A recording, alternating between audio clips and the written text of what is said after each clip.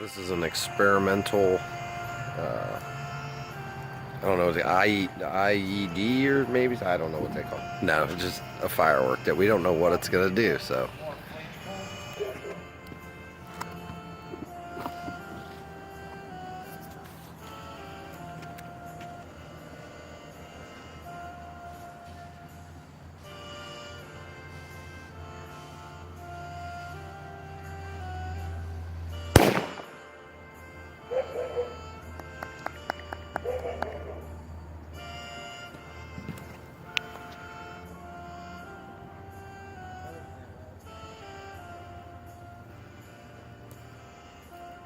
All right, so we just saw the first one explode. How do you feel that went?